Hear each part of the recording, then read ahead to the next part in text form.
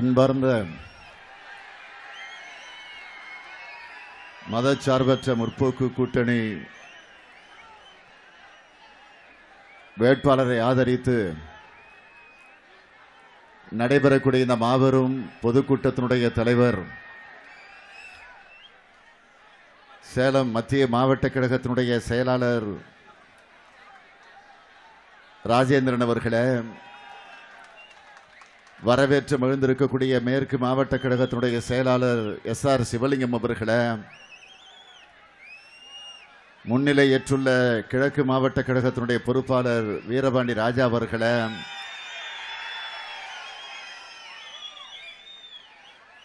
காங்கிரஸ் பேர் இயக்கத்தினுடைய முன்னோடிகளில் ஒருவராக விளங்கிக் கொண்டிருக்கக்கூடிய என்னுடைய பெருமதிப்பிற்குரிய அண்ணன் தங்கபால் அவர்களே,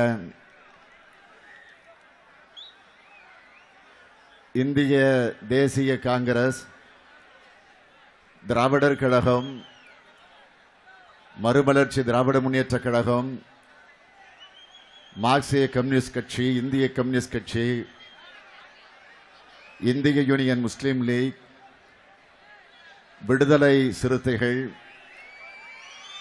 மனிதநேய மக்கள் கட்சி, கொங்கு நாடு மக்கள் தேசிய கட்சி, இந்திய ஜனநாயக கட்சி, தமிழக வாழ்வுரிமை கட்சி, ஆதி தமிழர் பேரவை, தமிழ்நாடு விவசாயிகள் தொழிலாளர் கட்சி, கிறித்துவ நல்லெண்ண இயக்கம் உள்ளிட்ட கூட்டணி கட்சிகளை இடம்பெற்றிருக்கக்கூடிய அன்புக்குரிய மாவட்டத்தினுடைய தலைவர்களே, நிர்வாகிகளே, தோழமை கட்சிகளை சார்ந்திருக்கக்கூடிய தோழர்களே, நிறைவாக நன்றி நல்க இருக்கக்கூடிய சேலம் மாநகர செயலாளர் ஜெயக்குமார் அவர்களே, மேடையில் வீற்றிருக்கக்கூடிய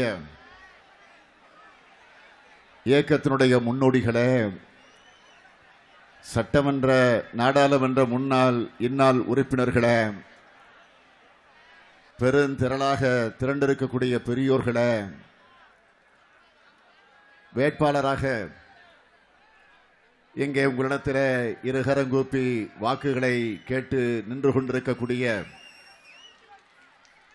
மதச்சார்பற்ற முற்போக்கு கூட்டணியினுடைய திராவிட முன்னேற்ற கழகத்தினுடைய அங்கீகாரம் பெற்றிருக்கக்கூடிய வேட்பாளர் அருமை சகோதரர் எஸ்ஆர் பார்த்திபன் அவர்களே, இளைய சமுதாயத்தினுடைய என்னரும் இனிய நண்பர்களே, அன்பிற்கினிய தாய்மார்களே, தோழமை கட்சிகளை சார்ந்திருக்கக்கூடிய செயல் வீரர்களே, என் உயிரோடு கலந்திருக்கக்கூடிய தலைவர் கலைஞர் அவர்களுடைய உயிரினும் உயிரான அன்பு உடன்பிறப்புகளே, உங்கள் அனைவருக்கும் என்னுடைய அன்பான வணக்கம். நேற்று முன்தினம் என்னுடைய தேர்தல் பிரச்சார பயணத்தை தலைவர் கலைஞர் பிறந்த திருவாரூரிலே தொடங்கி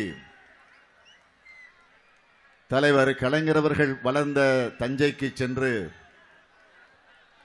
நேற்றைய தினம் பெரம்பலூர் நாடாளுமன்றத்திற்கு சென்று இன்று சேலத்திற்கு நான் வந்திருக்கிறேன்.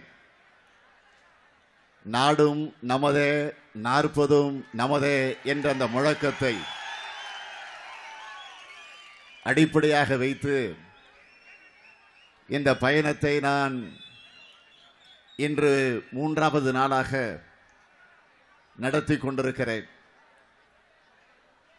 செல்லுகிற இடமெல்லாம் மக்கள் ஆர்வத்தோடு, ஆரவாரத்தோடு, எழுச்சியோடு, உணர்ச்சியோடு,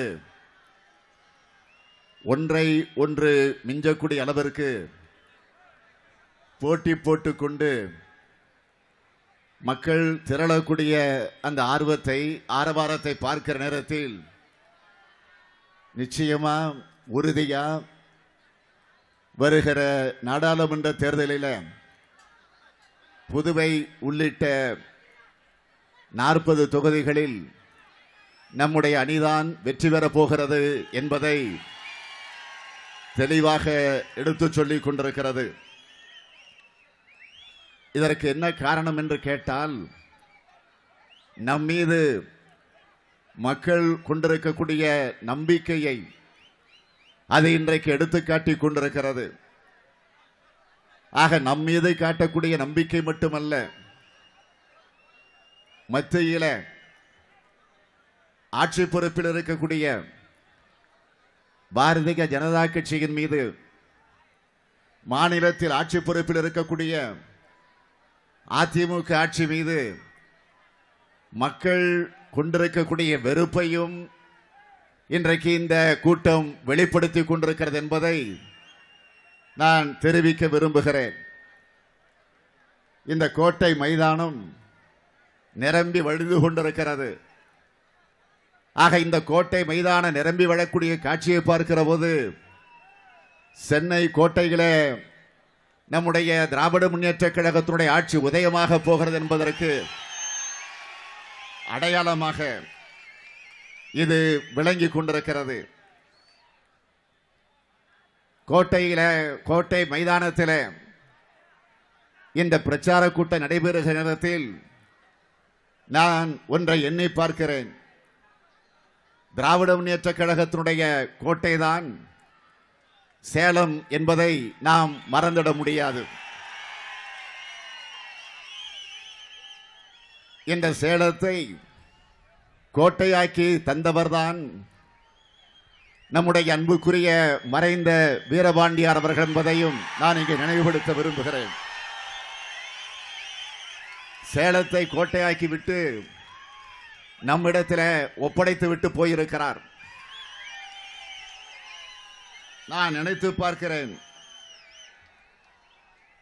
கடந்த 2004ஆம் ஆண்டு இதே சேலத்தில் அண்ணன் வீரபாண்டியார் அவர்கள் முன்னின்று நடத்திய ஒரு மாநாடு. என்ன மாநாடு என்று கேட்டால், தலைவர் கலைஞர் அவருடைய முத்துவிழா மாநாடு. அந்த முத்துவிழா மாநாட்டை அவர்தான் முன்னின்று நடத்தினார். அப்படிப்பட்ட ஒரு மாநாட்டை நடத்துகிற போது தலைவர் கலைஞர் அவர்களை ஒரு சாரட்டு வண்டிகளை உட்கார வைத்து அந்த வண்டியை அண்ணன் வீரபாண்டியார் அவர்கள் ஓட்டி வந்த அந்த காட்சி இன்றைக்கு நம்முடைய மனதில் ஆழமாக பதிந்திருக்கிறது. ஆகவே இப்படிப்பட்ட வீரபாண்டியார் போன்றவர்களை தமிழ்நாடு முழுவதும் தலைவர் கலைஞர் அவர்கள் உருவாக்கி தந்திருக்கிறார்கள். 1957 இருந்து 2016ஆம் ஆண்டு வரையில நடைபெற்றிருக்கக்கூடிய சட்டமன்ற தேர்தலில் தோல்வி என்பதையே அறியாமல் தொடர்ந்து வெற்றி பெற்றிருக்கக்கூடிய ஒரு தலைவர் உண்டென்று சொன்னால் அது நம்முடைய தலைவர் கலைஞர் அவர்கள்தான் என்பது உங்களுக்கு தெரியும். ஆக அப்படிப்பட்டவருடைய வெற்றி சின்னம்தான் உதயசூரியன். அந்த வெற்றி சின்னம் உதயசூரியனத்திலே நிற்கக்கூடியவர் தான் இதோ உங்களிடத்திலே வேட்பாளராக நிற்கிறார் எஸ்.ஆர். பார்த்திபன் அவர்கள். உதயசூரியன் சின்னத்தில் யார் போட்டியிட்டாலும் தமிழகத்தை ஒரு முறை அல்ல 5 முறை ஆண்டு இந்த தமிழகத்திற்காக பணியாற்றி இருக்கக்கூடிய தலைவர் கலைஞர் அவர்களே போட்டியிடுகிறார் என்றுதான் அர்த்தம் என்பதை நீங்கள் மனதிலே பதிய வைத்துக் கொள்ள வேண்டும். உதயசூரியன் சின்னத்தில் யார் போட்டியிட்டாலும் பள்ளி மாணவனாக 13 வயதை பெற்றிருக்கக்கூடிய தலைவர் கலைஞர் அவர்கள் திருவாரூர் நகர வீதிகளில் புலி வில் கயல் பதிந்திருக்கக்கூடிய தமிழ் கொடியை கையில் ஏந்தி கொண்டு நம்முடைய தாய்மொழியாம் தமிழ் மொழியை காத்திட வேண்டும் என்பதற்காக அங்கிருக்கக்கூடிய மாணவர்களை ஒன்று திரட்டி இந்தி ஒழிக தமிழ் வாழ்க, ஓடி வந்த இந்தி பெண்ணே கேள், நீ தேடி வந்த கோழை உள்ள நாடிதல்லவே என்று போர்பரணி பாடிய தலைவர் கலைஞர் அவர்களே போட்டியிடுகிறார் என்றுதான் அது அர்த்தமாக அமைந்திட முடியும். எஸ்ஆர் பார்த்திபனை நீங்கள் வெற்றி பெற வைக்கிறீர்கள் என்று சொன்னால் உதயசூரியனை உருவாக்கி தந்த அறிஞர் அண்ணா வெற்றி பெறுகிறார் என்று பொருள். பார்த்திபன் வெற்றி பெறுகிறார் என்று சொன்னால் அண்ணாவினுடைய அன்பு தம்பியாம் நம்முடைய தலைவர் கலைஞர் வெற்றி பெறுகிறார் என்று பொருள். பார்த்திபன் வெற்றி பெறுகிறார் என்று சொன்னால் இன்றைக்கு இந்த இயக்கத்தினுடைய தலைவனாக உங்கள் அன்போடு ஆதரவோடு பொறுப்பேற்றுக் கொண்டிருக்கக்கூடிய நான் வெற்றி பெறுவதாக பொருள். ஆக அந்த உணர்வோடு நான் உங்களை எல்லாம் கேட்டுக்கொள்ள விரும்புவது, உதயசூரியன் சின்னத்தில் நீங்கள் ஆதரவு தந்து நம்முடைய வேட்பாளர் எஸ்ஆர் பார்த்திபன் அவர்களை வெற்றி பெற வச்சு நாடாளுமன்றத்திற்கு அனுப்பி வைக்க வேண்டும் என்று உங்களை எல்லாம் நான் கேட்டுக்கொள்ள விரும்புகிறேன். உதயசூரியன் உதித்ததற்கு பிறகுதான் இந்த தமிழ் சமுதாயம் வெளிச்சத்தை பார்த்திருக்கிறது.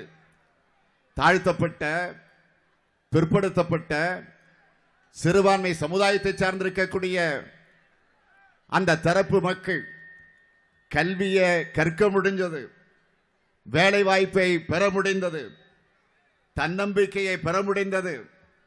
நாம் மனிதர்கள் என்ற அந்த உணர்வை பெறுவதற்கு உதயசூரியன் சின்னம்தான் காரணமாக அமைந்திருக்கிறது. உதயசூரியன் சின்னத்தின் அடிப்படையில் தான் பள்ளிகள் திறக்கப்பட்டன, கல்லூரிகள் உருவாகி இருக்கிறது. நம்முடைய பிள்ளைகள் பொறியாளர்களாக, இன்ஜினியர்களாக, மருத்துவர்களாக, வழக்கறிஞர்களாக இன்றைக்கு உருவாகி இருக்கிறார் என்று சொன்னால் அதற்கு காரணம் நம்முடைய உதயசூரியன் சின்னம்தான். உயர்கல்வி பெற்றவர்கள் உன்னதமான இடத்திற்கு இன்றைக்கு வந்திருக்கிறார்கள் என்று சொன்னால் நம்முடைய உதயசூரியன் சின்னம்தான் அதற்கு காரணமாக இருந்திருக்கிறது. அது மட்டுமல்ல, இதோ பக்கத்தில் இருக்கக்கூடிய சையத் அபி தெரு, அந்த தெருவிலே தான் தலைவர் கலைஞர் அவர்கள் 1.5 ஆண்டு காலம் குடியிருந்திருக்கிறார்கள் என்பதையும் நான் இங்கே நினைவு கூற விரும்புகிறேன். ஆகவே இன்றைக்கு இந்த சமுதாயம் இந்த அளவுக்கு ஓங்கி வளர்ந்து கம்பீரமாக நிற்பதற்கு காரணமாக இருந்தது நம்முடைய திராவிட இயக்கம். அந்த திராவிட இயக்கத்திற்கு அடித்தளம் அமைத்தது இந்த சேலம் தான் என்பதை நான் இங்கே பெருமையோடு குறிப்பிட விரும்புகிறேன். சுயமரியாதை இயக்கத்தையும் நீதி கட்சியும் இணைத்து திராவிடர் கழகம் என்ற பெயர் மாற்றம் 1944ஆம் ஆண்டு நடந்திருக்கிறது. அந்த 44ஆம் ஆண்டு அந்த பெயர் மாற்றம் நடந்த ஊர்தான் இந்த சேலம் என்பதையும் நான் குறிப்பிட விரும்புகிறேன். அப்படிப்பட்ட அந்த நிலை உருவாகிய நேரத்தில் அப்பொழுது அறிஞர் அண்ணா அவர்கள் ஒரு தீர்மானத்தை கொண்டு வந்தார்கள். அந்த தீர்மானத்திற்கு என்ன பெயர் சூட்டப்பட்டது என்று சொன்னால் அண்ணாதுரை தீர்மானம் என்றே சூட்டப்பட்டிருக்கிறது. ஆகவே இதையெல்லாம் நான் இங்கே நினைவு கூற விரும்புகிறேன். அது மட்டுமல்ல, எப்படி 1.5 ஆண்டு காலம் இதே கோட்டைக்கு பக்கத்தில் இருக்கக்கூடிய சையத் அபி தெருவில கலைஞர் குடியிருந்தார் என்று நான் சொன்னேனே. ஆக எந்த நிலையில் அவர் குடியிருந்தார் என்று சொன்னால் தலைவர் கலைஞருடைய வாழ்க்கையிலும் இந்த சேலம் மறக்க முடியாத ஊர் என்பதை நீங்கள் அறிவீர்கள். திரைப்படத்திற்கு வசனகர்த்தாவாக அவர் வருகிற நேரத்தில், அந்த பணியை நிறைவேற்ற வருகிற நேரத்தில் இதே சேலம் மாடர்ன் தியேட்டர்ஸில் தலைவர் கலைஞர் அவர்கள் அங்கே பணியாற்றி இருக்கிறார்கள். ஆக தலைவர் கலைஞர் அவர்களை கதாசிரியராக உருவாக்கிய பெருமை இந்த சேலத்திற்கு உண்டு என்பதை நான் இங்கே பதிவு செய்கிறேன். அப்படிப்பட்ட சேலத்திற்குத்தான் நான் வந்திருக்கிறேன். அந்த சேலத்தில் இருக்கக்கூடிய வேட்பாளருக்கு, பார்த்திபனுக்கு, உதயசூரியனுக்கு ஓட்டு கேட்க வந்திருக்கிறேன். பணிவோடு கேட்க விரும்புகிறேன், விரும்பி வேண்டி கேட்கிறேன், உரிமையோடு கேட்கிறேன். உங்களில் ஒருவனாக இந்த மேடையில் நின்று கேட்கிறேன். இன்னும் பெருமையோடு சொல்ல வேண்டும் என்று சொன்னால் தலைவர் கலைஞருடைய மகனாக நின்று உங்களுடைய இருகரங்குப்பி நான் கேட்டுக்கொள்ள கடமைப்பட்டிருக்கிறேன். திமுக கழகம் எப்பொழுதெல்லாம் ஆட்சி பொறுப்பில் இருந்திருக்கிறதோ, அறிஞர் அண்ணா தலைமையில் ஆட்சி இருந்த நேரத்திலும் சரி, அதற்கு பிறகு அவர் வழி நின்று பணியாற்றிய தலைவர் கலைஞர் அவர்கள் ஆட்சி பொறுப்பை தலைமையேற்று வழிநடத்திய நேரத்திலும் சரி, சாமானிய மக்களுக்காக எத்தனையோ திட்டங்கள் உருவாக்கி தரப்பட்டிருக்கிறது. உதாரணத்திற்கு சிலவற்றை நான் தலைப்புச் செய்தியாக குறிப்பிட விரும்புகிறேன். விவசாயிகளுக்கு இலவச மின்சாரம், நெசவாளர்களுக்கு இலவச மின்சாரம், விவசாய பெருங்குடி மக்கள் கூட்டுறவு வங்கிகள் வாங்கியிருக்கக்கூடிய கடன் 7000 கோடி ரூபாய் ரத்து. காவேரி நடுவர் மன்றம் உருவாக்கியது. மண்டல் கமிஷன் பரிந்துரையை அமல்படுத்தியது. சமத்துவபுரங்களை அமைத்தது. இதே தாய்நாடு நம்முடைய தமிழ்நாட்டிற்கு தமிழ்நாடு என்ற பெயரை சூட்டியது. சுயமரியாதை திருமணம் செல்லும் என்ற சட்டத்தை நிறைவேற்றி தந்தது. அனைத்து ஜாதியினரும் அர்ச்சகர் ஆகலாம் என்கிற சட்டத்தை நிறைவேற்றி தந்தது. மாற்றுத் திறனாளிகளை மேம்படுத்தியது. திருநங்கையர் வாழ்வில ஒளியேற்றியது. மகளிர் சுய உதவிக் குழுக்களை உருவாக்கியது. அரசு ஊழியருடைய ஊதியத்தை உயர்த்தியது. ஏராளமான மருத்துவக் கல்லூரிகளை தமிழகம் முழுவதும் கொண்டு வந்தது. சிறுபான்மையினருக்கு இடஒதுக்கீடு, அருந்ததியருக்கு உள்ஒதுக்கீடு, நம்முடைய தாய்மொழியாம் செம்மொழி தமிழ் மொழிக்கு செம்மொழி என்கிற அந்தஸ்தை பெற்று தந்த தலைவர் தான் நம்முடைய தலைவர் கலைஞர் அவர்கள். அதேபோல் நம்முடைய மதிப்பிற்குரிய தங்கபால் அவர்கள் குறிப்பிட்டு சொன்னார 1553 கோடி ரூபாய் செலவில் சேலம் உருக்காலை சர்வதேச தரத்திற்கு உயர்த்தி புதிய குளிர் உருட்டாலையை தலைவர் கலைஞர் அன்றைக்கு பெற்று தந்தார்கள். அதேபோல சேலத்தில் புதிய ரயில்வே மண்டலம் 120 கோடி ரூபாய் மதிப்பீட்டில் சேலம் அரசினர் மோகன் குமாரமங்கல மருத்துவக் கல்லூரியை சூப்பர் ஸ்பெஷாலிட்டி மருத்துவக் கல்லூரியாக மாற்றி தந்தது. சென்னை மாநகரில் மெட்ரோ ரயில் திட்டம், கிருஷ்ணகிரி தருமபுரி மாவட்ட மக்கள் பயன்படக்கூடிய வகையில் ஒகேனக்கல் கூட்டு குடிநீர் திட்டம், இப்படி பல திட்டங்களை நாம் ஆட்சி பொறுப்பில் இருந்த நேரத்தில் நிறைவேற்றி தந்திருக்கிறோம். ஆனால் இன்றைக்கு ஆட்சியில் இருக்கக்கூடிய அதிமுக இதுபோல திட்டங்களை நிறைவேற்றி இருக்கிறோம் என்று அவர்களால் ஒன்றையாவது சொல்லக்கூடிய தகுதியை, அந்த திராணியை அவர்கள் பெற்றிருக்கிறார்களா? சொல்லலாம். என்ன சொல்லலாம் என்று கேட்டால், அவர்கள் சொல்லக்கூடிய சாதனைகள் வேதனைகளாக இருக்கும். என்னென்ன வேதனைகள் என்று கேட்டால், கொடநாட்டில் கொள்ளை, கொடநாட்டில் கொலை, குட்காவில் மாமூல், அதில் அமைச்சரும் சம்பந்தம் உண்டு, டிஜிபியும் அதில் உடன்பாடு உண்டு.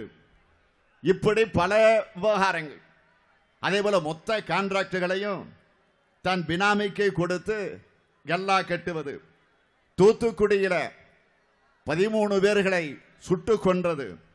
பொள்ளாச்சியில பாலியல் சம்பவத்தில் ஆளுங்கட்சியினர் ஈடுபட்டிருப்பதை மூடி மறைப்பது. தெர்மாக்கோல் விஞ்ஞானத்தை கண்டுபிடிச்சது. கம்பராமாயணத்தை சேக்கிழார் எழுதியது. இது போன்ற சாதனைகள் தான். ஒரே நாளில் 1.5 லட்சம் அரசு ஊழியர்களை டிஸ்மிஸ் செஞ்சது. ஐஏஎஸ் அதிகாரி முகத்தில் திராவகத்தை வீசியது. கவர்னர் மீது பாலியல் அவதூறு, முதல்வர் மீது கொலை குற்றச்சாட்டு. என்ன கொலை குற்றச்சாட்டு? கொடநாடு. கொடநாடு என்பது என்ன? மறைந்த அம்மையார் முதலமைச்சர் அம்மையார் ஜெயலலிதா அவர்கள் முதலமைச்சராக இருந்த நேரத்தில் மட்டுமல்ல, அவர் எப்பொழுதுமே ஒரு 15 நாளைக்கு ஒரு முறை ஓய்வெடுக்க உதகைக்கு செல்வது உண்டு. ஊட்டிக்கு. அங்கே கொடநாடு பங்களா, ஒரு ஆடம்பரமான மாளிகை, அங்கே ஓய்வெடுக்க செல்வது உண்டு. ஆக அந்த மாளிகையில் அவர் மறைந்ததற்கு பிறகு கொலை சம்பவம் நடந்திருக்கு. 1 2 4 கொலை. ஆக அதற்கு தொடர்ந்து 5 கொலை. ஆக 5 கொலைகள் அந்த கொடநாடு பங்களாவை ஒட்டி நடந்திருக்கிறது என்று சொன்னால் அதற்கு காரணமானவர்கள் யார்? இந்த விவகாரத்தை திமுக கழகத்தின் சார்பிலோ அல்லது காங்கிரஸ் கட்சியின் சார்பிலோ கூட்டணியில் இடம்பெற்றிருக்கக்கூடிய நம்முடைய தலைவர்கள் சார்பிலோ அது முதலில் வெளிக்கொண்டு வரப்படலை. அதை கொண்டு வந்தது மக்களுக்கு அதை விளம்பரப்படுத்தியது. அதற்கு யார் உடந்தையாக இருந்தார்களோ, அந்த கொலைக்கு யார் யாரை பயன்படுத்தி இருக்கிறார்களோ அவர்களே வெளிப்படையாக வந்து அந்த செய்தியை எடுத்து சொல்லி இருக்கிறார்கள். அம்மையார் ஜெயலலிதா அவர்கள் மறைந்து விட்டார்கள்.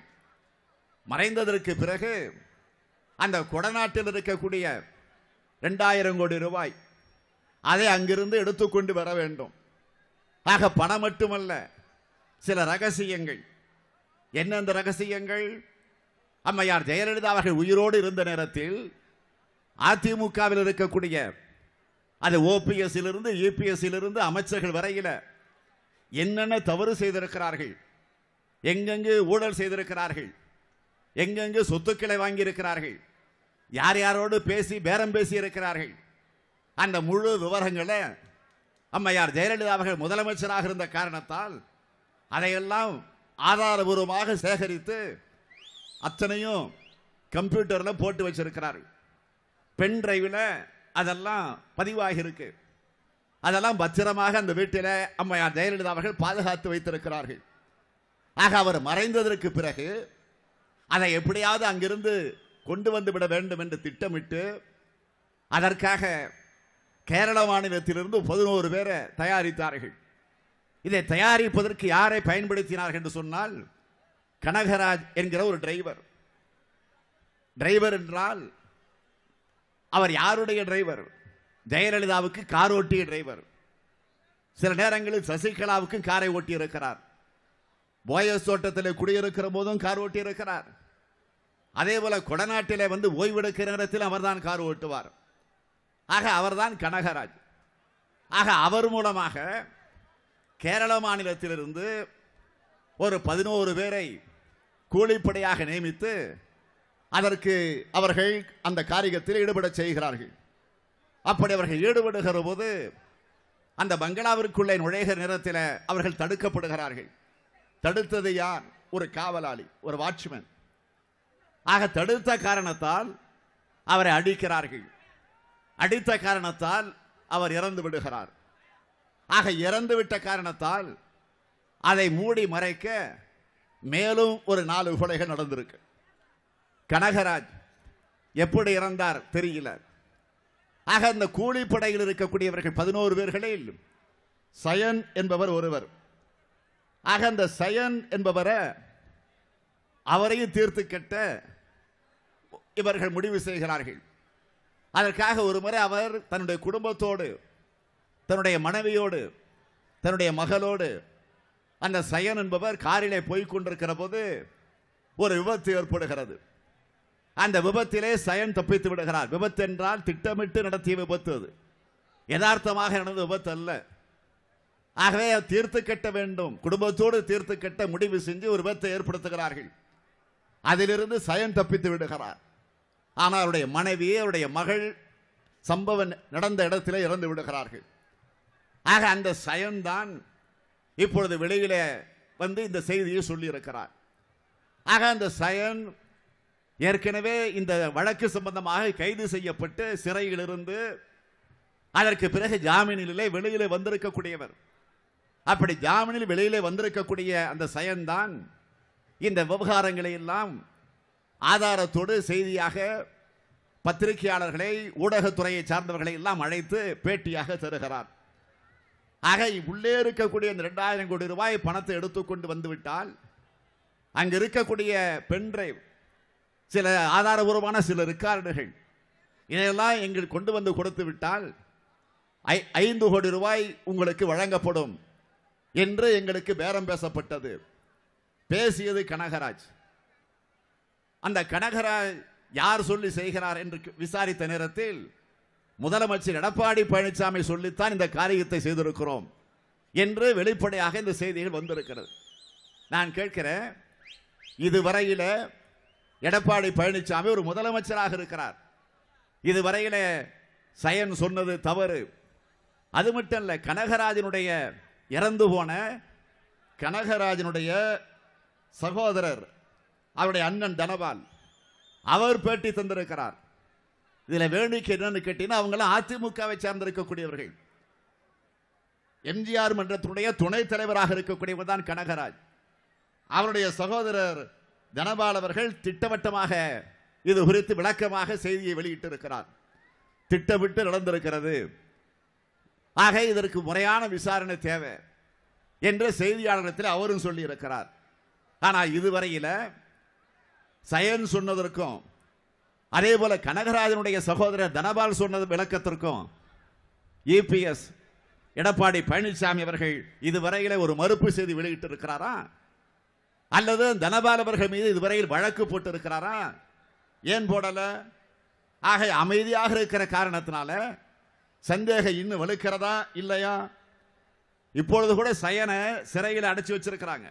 இந்த விவகாரம் வெளியில் இப்போ வந்ததற்கு பிறகு அடைச்சு வச்சது மட்டும் இல்ல, அங்க பல கொடுமைகளை செஞ்சுக்கிட்டு இருக்கிறாங்க. போலீஸ் அதிகாரிகளை விட்டு கொஞ்சம் அமைதியாக இரு, இதெல்லாம் வெளியில சொல்லாத, இன்னும் கொஞ்சம் பணம் தருகிறோம் என்று சொல்லி மிரட்டப்படக்கூடிய அந்த செய்திகள் தான் வந்து கொண்டிருக்கிறது. ஆனால் நான் ஒன்றை மட்டும் இங்கே தெரிவோடு தெரிவிக்க விரும்புகிறேன். விரைவில் தமிழ்நாட்டில் திராவிட முன்னேற்ற கழகத்தினுடைய ஆட்சி வருகிற நேரத்தில் இந்த உண்மைகள் எல்லாம் கண்டுபிடிக்கப்பட்டு அந்த உரிய தண்டனைக்குரியவர்களை சிறைகளை கொண்டு போய் அடைத்து வைப்பதுதான் முதல் வேலையாக நம்முடைய வேலையாக இருக்கும் என்பதை நான் அழுத்த நிறுத்தமாக குறிப்பிடுகிறேன்.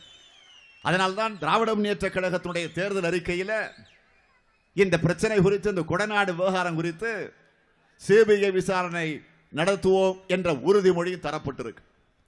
ஆக அந்த உறுதிமொழி விரைவில் நிறைவேற்றப்படும். ஊழல் செஞ்சிட்டு கைதானவர் முதலமைச்சராக இருந்த அம்மையார் ஜெயலலிதா அவர்கள். இப்போ ஊழல் மட்டும் இல்ல, கொலை செஞ்சிட்டு கைதாகக்கூடிய ஒரு சூழ்நிலையை வரலாற்றில் படைக்க இருக்கக்கூடியவர் தான் இப்பொழுது முதலமைச்சராக இருக்கக்கூடிய எடப்பாடி பழனிசாமி அவர்கள். இதுல எடப்பாடி பழனிசாமிக்கு வேண்டுமானால் இது அவமானம் இல்லாமல் இருக்கலாம். ஆனால் தமிழ்நாட்டுக்கு அவமானம், தமிழக அரசியலுக்கு அவமானம், தமிழ்நாட்டினுடைய எதிர்காலத்திற்கு இது ஒரு மிகப்பெரிய அவமானமாக வந்து சேர்ந்திருக்கிறது. அது மட்டும் அவருக்கு கீழே பணியாற்றி கொண்டிருக்கக்கூடிய ஓபிஎஸ், அதை தொடர்ந்து இருக்கக்கூடிய அமைச்சர்கள், ஒரு கேபினெட் என்று சொன்னால் ஒரு கிரிமினல் கேபினெட் தமிழ்நாட்டில் அமைஞ்சிருக்கு. எப்படி இது கிரிமினல் கேபினெட் என்று சொல்லுகிறோம் என்று சொன்னால், ஓபிஎஸ் நிதித்துறை அமைச்சர், துணை முதலமைச்சர், அவர் மீது சொத்து குவிப்பு வழக்கு நீதிமன்றத்தில் இருக்கிறது. அதேபோல் உள்ளாட்சித்துறை அமைச்சர் வேலுமணி அவர்கள் மீது ஸ்மார்ட் சிட்டி ஊழல் அது வழக்கு நீதிமன்றத்தில் இருக்கு. அதேபோல மின்துறை அமைச்சர் தங்கமணி அவர் மீது நிலக்கரி ஊழல், சுகாதாரத்துறை அமைச்சர் விஜயபாஸ்கர் அவர் மீது குட்கா ஊழல், முட்டையிட ஊழல், மின் விளக்கு வாங்குவதிலே ஊழல். ஆக கமிஷன் இல்லாத இடமே இல்லை, கமிஷன் வாங்காத அமைச்சரை இல்லை, கரப்ஷன் இல்லாத துறையே இல்லை என்ற நிலையில கமிஷன், கரப்ஷன், கலெக்ஷன் என்ற அந்த நிலையிலே தான் இந்த ஆட்சி நடந்து கொண்டிருக்கிறது. இதை பற்றி எல்லாம் யாரிடத்தில் புகார் தர வேண்டும்? நியாயமா? லஞ்ச ஒழிப்புத்துறை அதிகாரியிடத்தில் தான் புகார் தரணும். புகார் தர முடியாது, காரணம் அவர் மீதே புகார் இருக்கு. இப்போ சரி, அதற்கு மேல யார்? டிஜிபி ராஜேந்திரன். ஆக தலைமை காவல்துறையினுடைய அதிகாரி டிஜிபி, அவர் மீது இன்றைக்கு குட்கா ஊழல் இருக்கு. ஆக அவரிடத்திலும் புகார் தர முடியாது. சரி, அதற்கு மேல யார்? தமிழகத்தினுடைய ஆளுநர், கவர்னர். ஆக அவரிடத்திலும் தர முடியாது, காரணம் அவர் மீதே நிர்மலா விவகாரம் இருக்கு. அதனால் அங்கேயும் போக முடியாது. சரி, அதற்கு மேல யாரிடத்துல? பிரதமர் மோடி இடத்துல, அங்கேயும் போக முடியாது, காரணம் அவர் மீதே ரஃபேல் ஊழல் விவகாரம் சந்தி சிரிச்சுக்கிட்டு இருக்கு. ஆகவேதான் அவர்களிடத்திலெல்லாம் புகார் தர முடியாது. அதனால்தான் இப்பொழுது உங்களிடத்திலே புகார் தந்து வந்திருக்கிறோம். அந்த புகாரை நீங்கள் பரிசீலித்து அதற்குரிய தண்டனையை நீங்கள் வழங்கிட வேண்டும் என்று சொன்னால், இந்த சேலம் தொகுதியினுடைய நாடாளுமன்றத்திற்கு போட்டியிடக்கூடிய நம்முடைய கழக வேட்பாளர், முற்போக்கு கூட்டணியினுடைய வேட்பாளராக உங்களிடத்தில் ஒப்படைக்கப்பட்டிருக்கக்கூடிய சகோதரர் எஸ்.ஆர். பார்த்திபன் அவர்களை பெருவாரியான வாக்கு வித்தியாசத்தில் நீங்கள் வெற்றி பெற வைக்க வேண்டும். மோடியும் எடப்பாடியும் சேர்ந்து மக்களை ஏமாற்றிக் கொண்டிருக்கிறார்கள். ஆக 2 பேர் சேர்ந்து தான் ஏமாத்திக்கிட்டு இருக்கிறான்னு நினைச்சிட்டு வந்தோம். இப்போ புதுசா இப்போ 3வது ஒருத்தர் சேர்ந்து இருக்கிறார். இப்போ யாருன்னு தெரியும் உங்களுக்கு? பெருமதிப்பிற்குரிய ஐயா அவர்கள், பெரிய ஐயா இப்போ கூட்டு சேர்ந்திருக்கிறார். ஏன்னா கேட்டதெல்லாம் இப்ப கிடைச்சிருக்கு. அவருக்கு சீட்டு மட்டுமா கிடைச்சிருக்கு? எல்லாம் கிடைச்சிருக்கு. ஒருவேளை கேட்டதை விட அதிகம் கூட கிடைச்சிருக்கலாம். ஆக அதற்காக ஒரு கூட்டு. இதே கூட்டு சேர்ந்திருக்கக்கூடிய பெரிய ஐயா அவர்கள் அம்மையார் ஜெயலலிதா அவர்களை பற்றி, அவருடைய வாழ்க்கை வரலாற்றை பற்றி, அந்த அம்மையார் கொள்ளையடித்து இருக்கக்கூடிய அந்த ஊழல்களை, அந்த விவகாரங்களை பற்றியெல்லாம் அவர் புத்தகமாகவே அச்சிட்டு அதிமுகவின் கதை என்ற அந்த தலைப்பில் வெளியிட்டிருக்கிறார். கவர்னரிடத்தில் போய் மனு தந்திருக்கிறார்கள். அதில் கையொப்பமிட்டு அந்த மனுவை தந்திருக்கிறார்கள். இதில் வேடிக்கை என்னன்னு கேட்டீங்கன்னா, அந்த புத்தகத்தில் ஒரு இடத்துல குறிப்பிடுகிறார், தான் கொள்ளை அடிச்சதெல்லாம் வச்சுக்கிட்டு, அதெல்லாம் ஒரு முதலீடாக வச்சுக்கிட்டு முதலமைச்சர் பதவியை குத்தகைக்கு எடுத்திருக்கிறார் எடப்பாடி பழனிசாமி. சொன்னது நான் அல்ல, பெரியய்யா சொன்னது. கடவுள் இல்லை என்று சொன்ன முதலமைச்சர்களை நாம் பார்த்திருக்கிறோம். கடவுள் உண்டென்று நிலையிலே இருந்த முதலமைச்சர்களை நாம் பார்த்திருக்கிறோம். ஆனால் நான் தான் கடவுள் என்று சொல்லிக் கொண்டிருக்கக்கூடிய ஒரு முதலமைச்சர் எடப்பாடி பழனிசாமி. இதையும் சொன்னது நான் அல்ல, பெரிய ஐயா சொன்னது. எடப்பாடிக்கும் மணியடிக்கக்கூடிய பூசாரியாக இப்ப புதுசா 2 பூசாரி, அதுதான் பெரிய ஐயா சின்ன ஐயா. மணியடிக்கிற பூசாரியாக இன்றைக்கு கிளம்பி இருக்கிறார்கள். நம்முடைய கூட்டணியை பொறுத்த வரைக்கும் ஏதோ தேர்தலுக்காக மாத்திரம் அமைந்திருக்கிறது என்று நீங்கள் கருத வேண்டிய அவசியம் இல்லை. ஏறக்குறைய 2-3 ஆண்டு காலமாக மக்களுடைய பிரச்சனைகளை மையமாக வச்சு, அது மத்திய அரசாங்கமாக இருந்தாலும் மாநில அரசாங்கமாக இருந்தாலும், அவர்கள் செய்கிற தவறுகளை, ஊழல்களை, லஞ்ச லாவண்யமிக்க செய்திகளை அறிந்து புரிந்து நாம் அதற்கு குரல் கொடுத்துக் கொண்டிருக்கிறோம். விவசாயிகள் பிரச்சனையா போராடுகிறோம். நெசவாளர்களுக்கு துன்பம் ஏற்படுகிறதா ஓடோடி வருகிறோம். அரசு ஊழியர்களுடைய பிரச்சனையா செவி சாய்க்கிறோம். வீதிக்கு வந்து போராடுகிறோம். சாலை மறியல் நடத்துகிறோம். ஆர்ப்பாட்டத்தில் ஈடுபடுகிறோம். மறியல் செய்கிறோம். உண்ணாவிரத போராட்டத்தை நடத்துகிறோம். விவசாயிகளுக்காக வழிநட பயணத்தை நடத்தணும். ஆக கடந்த 2-3 ஆண்டு காலமாக நாங்கள் ஒன்று சேர்ந்து நடத்திய அந்த அமைப்பு தான் இன்றைக்கு கூட்டணியாக தேர்தலில் கூட்டணி அமைத்து போட்டியிடக்கூடிய நிலையில் நாம் ஈடுபட்டிருக்கிறோம். இது ஒரு கொள்கை கூட்டணி. ஆனால் இன்றைக்கு எதிரணிகள் அமைந்திருக்கக்கூடிய கூட்டணியை பொறுத்த வரைக்கும் அது கொள்கை கூட்டணி அல்ல, பேரத்தின் அடிப்படையிலே நடந்திருக்கக்கூடிய கூட்டணி. ஆக அதை நீங்கள் புரிந்து கொண்டாக வேண்டும். ஆகவேதான் நான் தெரிவிக்க விரும்புவது, திராவிட முன்னேற்ற கழகத்தினுடைய தேர்தல் அறிக்கையை நான் வெளியிட்டு விட்டுத்தான் என்னுடைய பிரச்சார பயணத்தை நான் தொடங்கினேன். இதோ என் கையில் அந்த புத்தகம் இருக்கிறது. திராவிட முன்னேற்ற கழகம் ஆட்சிக்கு வருகிற நேரத்தில், திராவிட முன்னேற்ற கழகத்தினுடைய ஆதரவு பெற்ற கூட்டணி ஆட்சி மத்தியில் அமைகிற நேரத்தில் நாம் என்னென்ன செய்ய போகிறோம் என்பதை பற்றியெல்லாம் இந்த அறிக்கையில் தெளிவாக எடுத்து சொல்லி இருக்கிறோம். அதில் ஒன்று முக்கியமான ஒன்று, சென்னை சேலம் 8 வழி பசுமை விரைவுச்சாலை அமைக்கக்கூடிய திட்டத்தை காஞ்சிபுரம், திருவண்ணாமலை, கிருஷ்ணகிரி, தருமபுரி, சேலம் ஆக 5 மாவட்டங்களுடைய விவசாயிகள் இதனால் மிக மோசமான நிலைமைக்கு, கடுமையான அளவிற்கு அதை எதிர்த்து கொண்டிருக்கிறார்கள். என்ன காரணம்? 8 வழிச்சாலை அமைக்கிற காரணத்தால் 8000 ஏக்கர் விளைநிலம் பாதிக்கப்படுகிறது. 300 ஏக்கர் வனநிலங்கள், 8 மலைகள் அழிக்க வேண்டிய ஒரு கட்டாயம் வருகிறது.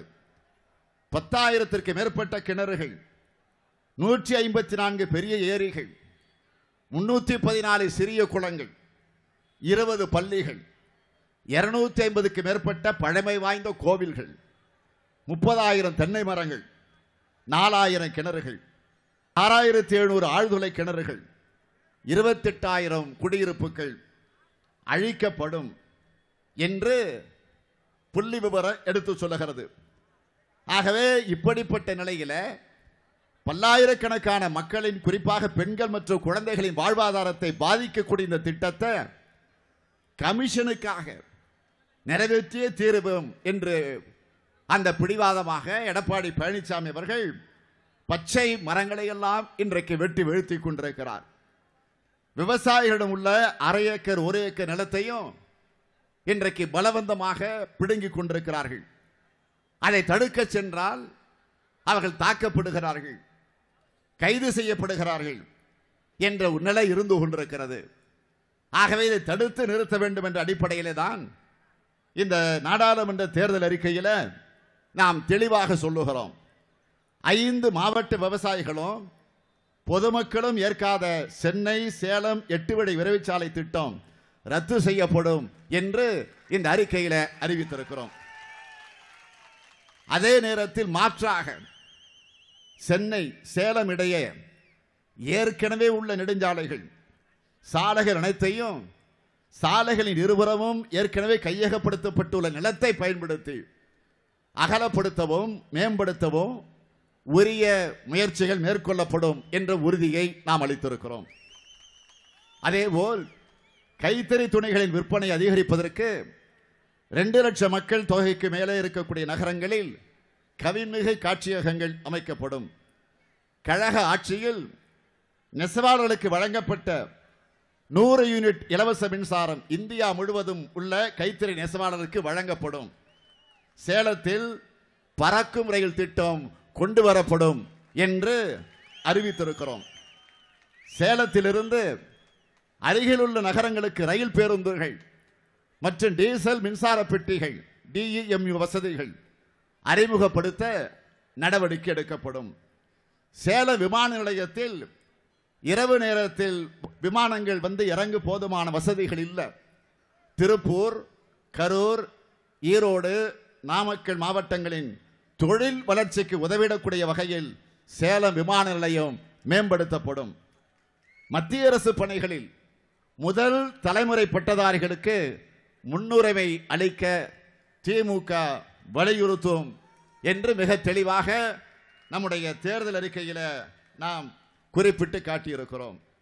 ஆகவே அதை தொடர்ந்து இன்னும் நம்முடைய தேர்தல் அறிக்கையில் நாம் சொல்லியிருப்பது விவசாயிகளுடைய கடன் முழுமையாக தள்ளுபடி செய்யப்படும் என்ற அறிவிப்பு வந்திருக்கிறது. அதேபோல் நீண்ட நாள் கோரிக்கை, கடந்த நாடாளுமன்ற தேர்தல் நேரத்தில் நான் இந்த உறுதிமொழியை தந்திருந்தோம். மாணவர்களுடைய கல்வி கடன், அந்த கல்வி கடனும் ரத்து செய்யப்படும் என்ற அறிவிப்பு வெளியிடப்பட்டிருக்கிறது.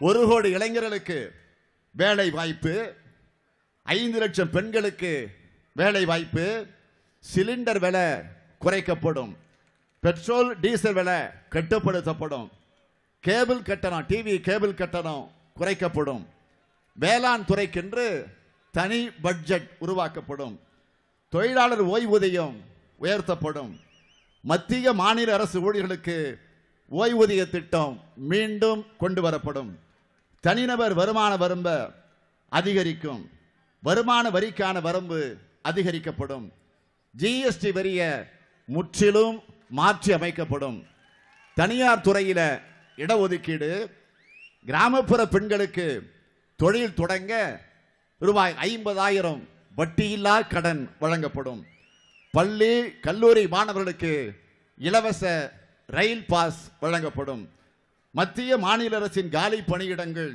உடனே நிரப்பப்படும். இப்படி பல அறிவிப்புகளை வெளியிட்டிருக்கிறோம்.